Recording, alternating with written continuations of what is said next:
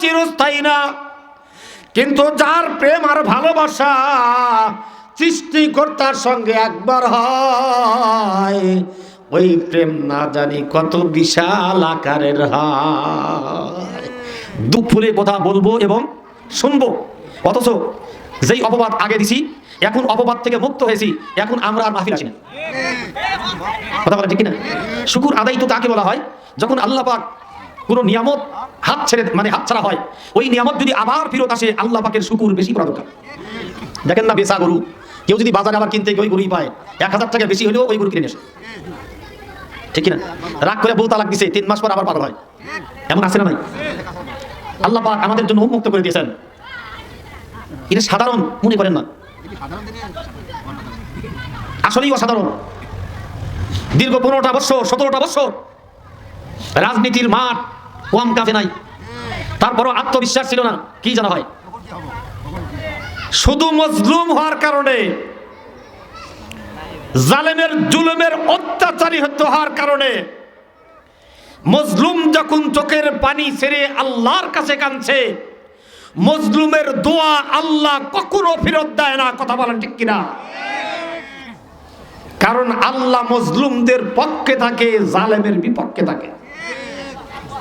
এজন্য মজলুম হওয়া ভালো, জালেম হওয়া ভালো না।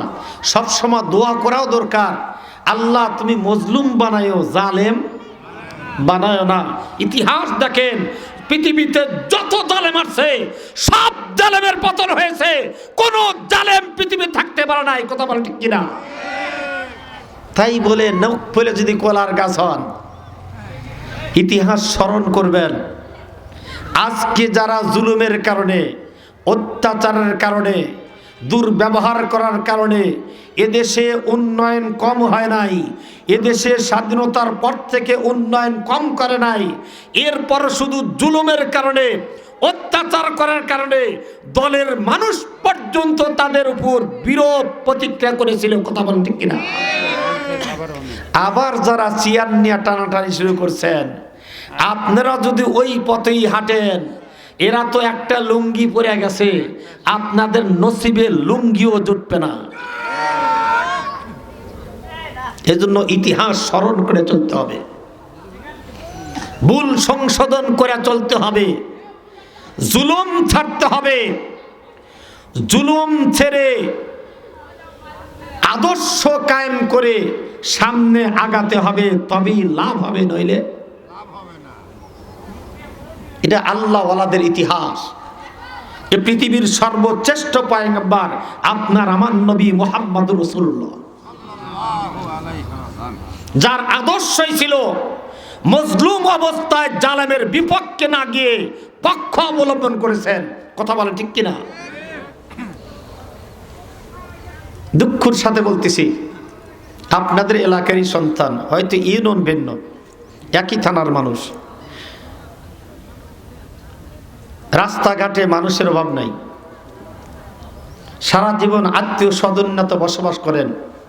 একটা দিন, একটা মুহূর্ত, কিছু সময়ের জন্য কোরআনী মাহফিলে বসেন। এই মাহফিলে যারা কথা বলতেছে, এদের মূল্য যদি নাও আল্লাহর কাছে থাকে, যারা এখানে বসে আছেন, এই বৈঠকে এমন একজন মানুষ যদি থাকে যার তাহাজ্জুদের নামাজ ছুটে নাই, যে রাতের গভীরে চোখের পানি ছেড়ে মালিকের সঙ্গে যোগাযোগ রাখে, এমন একজন ব্যক্তি এখানে থাকলে, ওই একজন ব্যক্তির কারণে আজকের মাহফিলকে আল্লাহ কবুল করে নিতে পারে কি পারে না? অথচ আমরা হতভাগা, দুর্ভাগা। আমাদের সামনে কোরআনের কথাগুলো বলার জন্য ওলামায়ে কেরামকে দাওয়াত হয়েছে, অথচ আমরা হেলায় খেলায় এই সুযোগকে আমরা হাতছাড়া করতেছি। অথচ আল্লাহ ওয়ালারা সুযোগ পেলেই কাজে লাগাইছে। কারণ সুযোগ যখন হাতছাড়া হয়, এটার করছেন কালো কি হয় না, পাওয়া যায় না। এই জন্য ইতিহাস, বাদশাহ হারুন আর রশিদ একদিন নিজের বিবিকে নিয়ে পায়চারি করতেছেন বিকাল বেলা। কিছু দূর যাওয়ার পরে দেখতেছে একজন পাগল রাস্তার ভিতর বালির ভিতরে হাত দিয়ে কি যেন লেখছে। জমিনে এমন কিছু পাগল আছে যেই পাগলগুলো কিছুই বোঝে না, এমনও পাগল আছে। আবার কিছু পাগল এমন আছে দুনিয়া বুঝে না তো আল্লাহর প্রেম বুঝে। আছে না নাই? বাদশা হারুন পাগলের চেহারা দেখে অনুমান করলেন স্বাভাবিক কোনো পাগল না। জিজ্ঞাসা করে, এই পাগল বাহলুল, এই বিকাল বেলা রাস্তার ভিতর বৈশা বৈশা হাত দিয়া বালির ভিতর তুমি কি লাখো, কি করো, কি এত বড় ব্যস্ত তোমার? দেখবেন কোন মানুষ যদি কোনো কাজের ভিতর লিপ্ত হয়, কাজটা যদি জরুরি হয়, এই মুহূর্তে কেউ যদি তাকে প্রশ্ন করে লোকটা একটু বিরক্ত হয়। কথা বলেন ঠিক কিনা? বলে, বিরক্ত করিস না, আমার এখন টাইম নাই, আমি একটা গুরুত্বপূর্ণ কাজ করছি। বাদশা হারুন জিজ্ঞাসা করে, পাগল তুমি কি করো? পাগল বাহলুল তাকায় বলছেন, আমি কি করি আপনি কি দেখেন না? বাদশা হারুন জিজ্ঞাসা করে, এই পাগল তুমি কি করো? পাগল বলে, আমি ব্যবসা করি। কয়, কিসের ব্যবসা তুমি করো? কয়, আমি এই যে বিল্ডিং বানাচ্ছি আর বিক্রি করতেছি। সুবহানাল্লাহ কোন। মাটির মধ্যে হাত দেয়া খায় আর বলে বিল্ডিং বানাই। আরে দুনিয়ায় এমন কিছু পাগল আছে যারা হাতের অঙ্গুলি দিয়ে যা লেখে আল্লাহ ওঠাই বরাদ্দ দিয়া দেয়।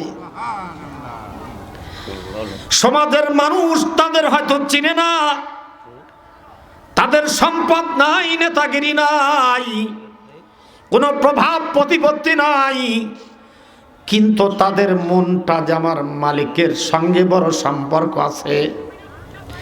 মালিককে যে নিজের আত্মার সঙ্গে আলিঙ্গন করে রাখছে, মালিকের সঙ্গে মহাব্বত করছে, ভালোবাসা করছে। এই জন্য আমার আল্লাহ বলছেন, মান কানা লিল্লাহ কানাল্লাহু লাহু। যে আল্লাহর হয় তামাম পৃথিবী তার হয়ে যায়। আল্লাহর যে হয় আল্লাহ ওই বান্দার হয়ে যায়। जो जलाता है किसी को, जो जलाता है किसी को, वो भी जलता है जरूर, शुमा भी जल जाता है पर वाना जल जाने की बात। একজন যদি কারো প্রেমে পড়ে, যার প্রেমে পড়ছে ও লোকটা কিন্তু তার প্রেমে পড়ে। কথা বলেন ঠিক কিনা? একজন যদি কাউকে ভালোবাসে ওই লোকটাও তাকে ভালোবাসে। আমার ভাইরা, আমার মুরব্বীরা, যদি কথাটা বুঝতে চান একটা ছোট্ট উদাহরণ দেই, এক্সাম্পল দেই, মিসাল দেই, দৃষ্টান্ত দেই।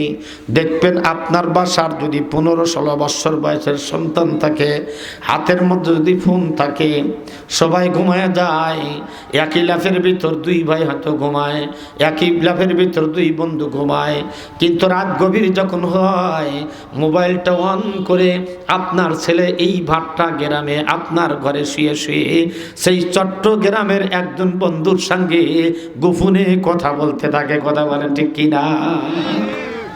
এমন আছে না নাই?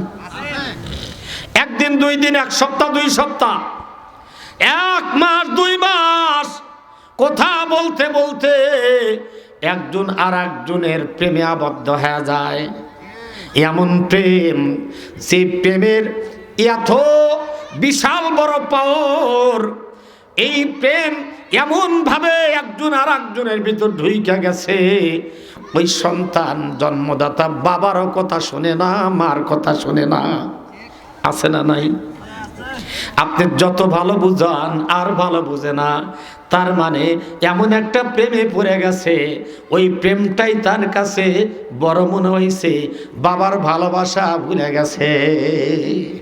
সাধারণ দুনিয়ার একটা প্রেম, ছেলে মেয়ে একজনকে ভালোবাসে, মা বাবাকে ভালোবাসে, সন্তান বাবাকে ভালোবাসে, সন্তান বাবাকে, মা সন্তান বাবা আবার সন্তানকে ভালোবাসে। এই ভালোবাসার কারণে দুনিয়ার সব লাথি মারতে পারে, প্রেম ছাড়তে পারে না, ঠিক কিনা?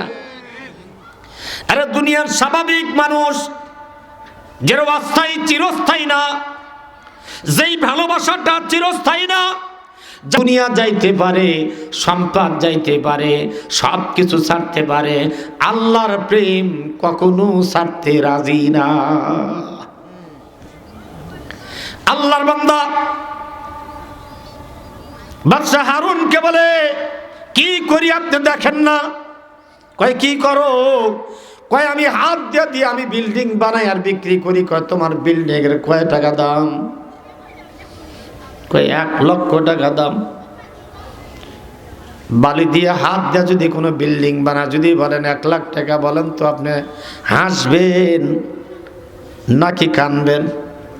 খুশি হবেন না বেজার হবেন? কয় পাগল কি না? কয় ছাগলে কি না খায়? এই পাগল, হাত দিয়ে বালির ভিতর আঁকাও আর কয় বিল্ডিং বানাই, তাও দাম 1 লাখ টাকা। কয় যাও তো এখান থেকে, যাও। বাদশা হারুন চলে গেছে। পিছনে জোবাইদা, ওই যে বলছি সুযোগ যদি একবার কাজে লাগে। हर घड़ी देने को तू तैयार है, जो ना मांगे उससे तू बेजार है। एक चश्मे ज्यादा गाफिल आजा शाहे नबाशी, शायद के निगाहे कुनदा गाहे नबाशी।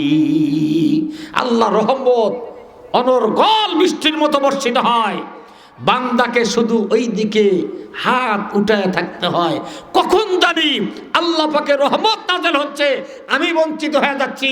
এজন্য সার্বক্ষণিক মালিকের সঙ্গে যোগাযোগ রাখা। একবার যদি আল্লাহর রহমতের দৃষ্টি আপনার আমার প্রতি পড়ে, কসম খোদার জিন্দেগীর সব গুনাহ আল্লাহ মাফ করে দিবেন। কিন্তু আমাকে সবসময় প্রস্তুত থাকতে হবে। জুবাইদা ডাকতে বলেন, এই পাগল, তোমার এই বিল্ডিং নিলে আমার কি হবে? লাভ কি?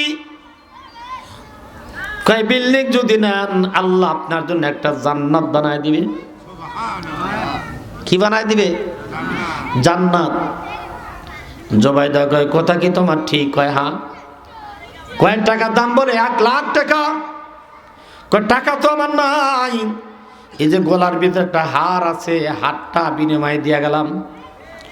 সত্যি কি জান্নাতের মালিক হওয়া যাবে? পাগল মুস্কি হাইসা কয় যাও। জুবাইদা চলে গেছেন, বাদশাহ হারুনও চলে গেছেন। বাদশাহ হারুন কিন্তু সাংঘাতিক একজন মানুষ, বড় আল্লাহওয়ালা। কত বড় আল্লাহওয়ালা জানেন? যত মসজিদের উন্নয়ন কল্পে আজকের এই মাহফিল, বাদশাহ হারুন একটা মসজিদ বানাইবেন, এলাকার মধ্যে ঘোষণা করছে, আমি মসজিদ বানাবো, তোমাদের 1 টাকা দেওয়ার প্রয়োজন হবে না, যত টাকা আমি দিব তোমরা শুধু আমার সহযোগিতা করবাও, আমার টাকার কোনো প্রয়োজন নাই।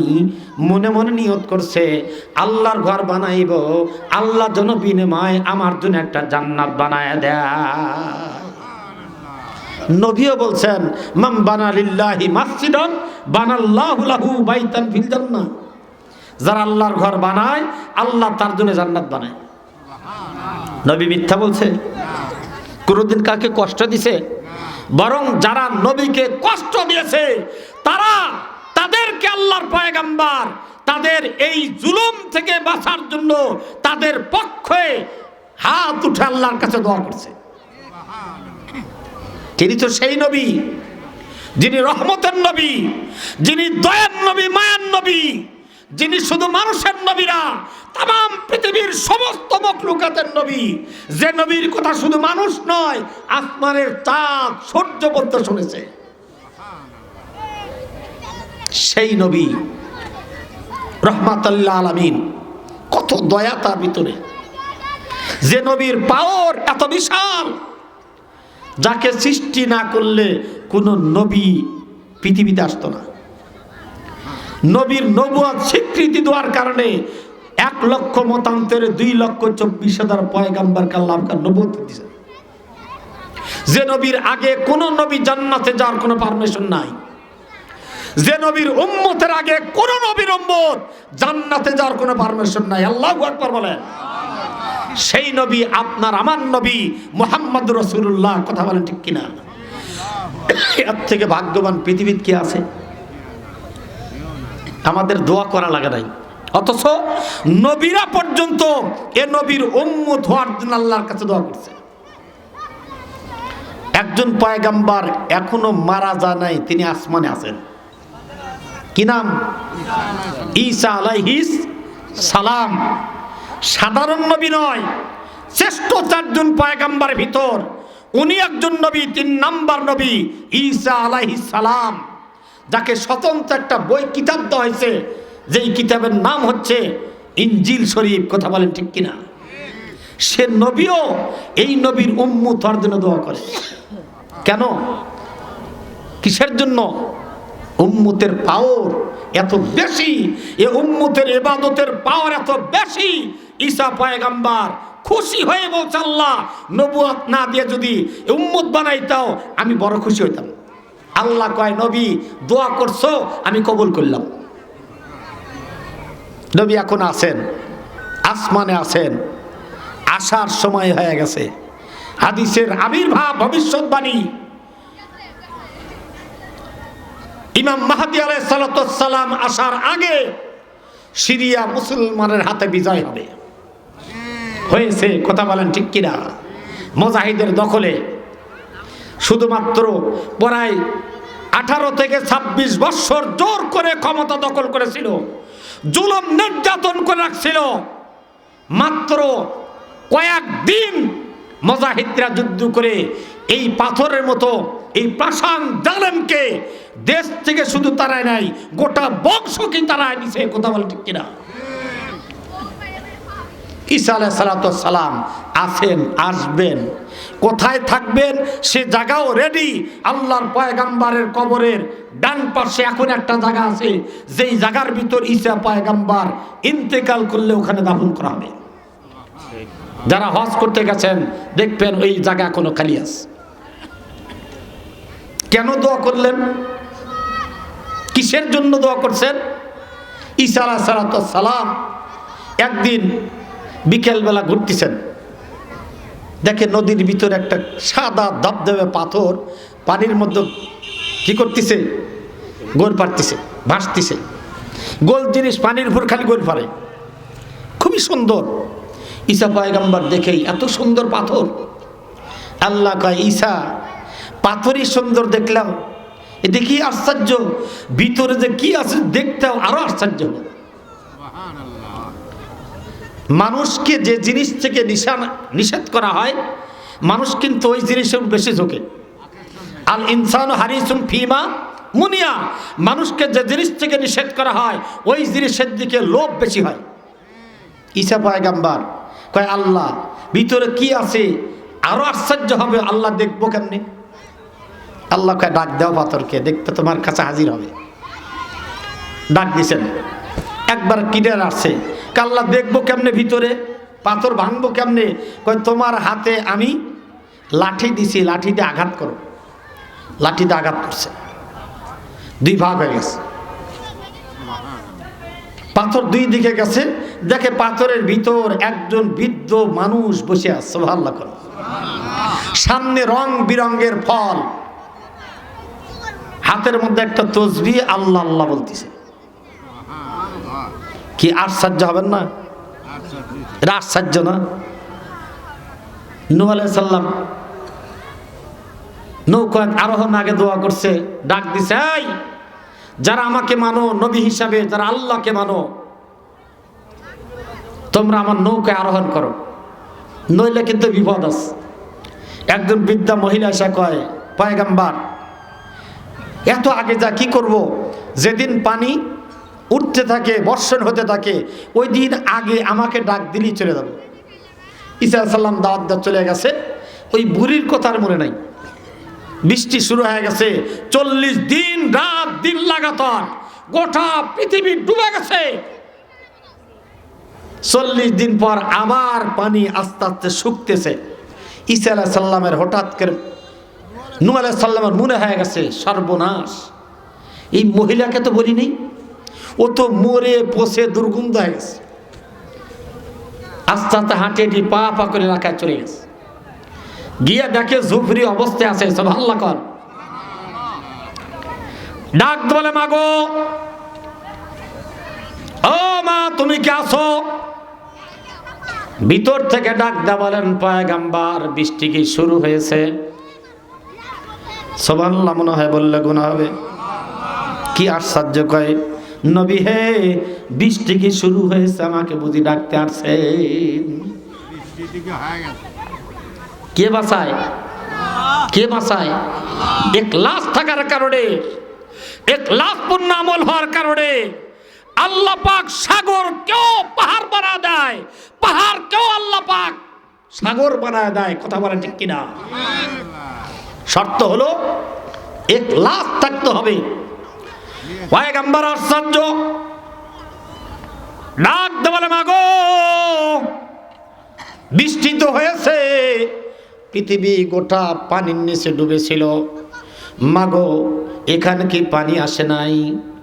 আল্লাহর বান্দি ডাক দা বলেন, নবী গো, যেদিন আপনি বলে গেছেন ওই দিন আমি আল্লাহর কুদরতের পায়ে সেজদা দিয়েছিলাম, এরপরে কি হয়েছে আমার জানা নাই। হ্যাঁ, কাকে ডাকলে? ওই মালিক বুঝি এখন নাই? আছে না নাই? নবুয়তের দরজা বন্ধ, বেলায়েতের দরজা এখনো বন্ধ না। এ মুসলমান, শুনে রাখেন, আল্লাহ নেককারের দিকে দুনিয়ার দিনে একবার যদি তাকায়, গুনাহগারের দিকে কমসে কম আল্লাহ 70 বার করে তাকায়। কেন তাকায় জানেন? যদি আমার বান্দা গুনাহ করতে করতে একবার স্মরণ পড়ে, আমি বড় ভুল করছি, আল্লাহ আমারে মাফ করে দাও, আল্লাহ তো শুধু ওসিলা তালাশ করে, আল্লাহর কাছে ক্ষমা চাইতে দেরি হয়, আল্লাহ বান্দার গুনাহ মাফ করতে দেরি হয় না। এই জন্যই তো আল্লাহ, এই জন্যই আল্লাহ, নইলে তো দলের মানুষের দিত, যারা অন্য দলের তাদের দিত না। ঠিক না? ঠিক। যেমন দুনিয়ার বিচার, আমার মানুষ এই জন্য আমি খাওয়াই, আমি দেই, আমার সাপোর্ট করে না এই জন্য তার সঙ্গে আমার সম্পর্ক নাই। আর আল্লাহ তো তিনি, যিনি দলের কেউ খাওয়ায়, নির্দলেও খাওয়ায়। কথা বলেন ঠিক কিনা? যিনি আল্লাহকে মানেন তাকে যেমন দেয়, যিনি আল্লাহর কুদরতে সেজদা দেয় না তাকে আরো বেশি দেয়। এই জন্যই তিনি রব, তিনি মালিক, তিনি গাফফার, তিনি গফুর। এজন্য সেই মালিককে রাজি করতে হবে। আর রাজি করতে হলে আপনার আমলটাও ইখলাস থাকতে হবে। ইখলাস পূর্ণ সেজদা আপনাকে আল্লাহ পাক পাহাড় পরিমাণ বিপদ থেকে বাঁচায় ফেলবে। ঈসা আলাইহিস সালাম মনে আছে? এইগুলো খাবার কই পাও? প্রত্যেক দিন আসে। বুড়া কয়, প্রত্যেক দিন একই খাবার নয়, দৈনিক নতুন নতুন খাবার জন্য আল্লাহ পাথরের মধ্যে ব্যবস্থা করে দেয়।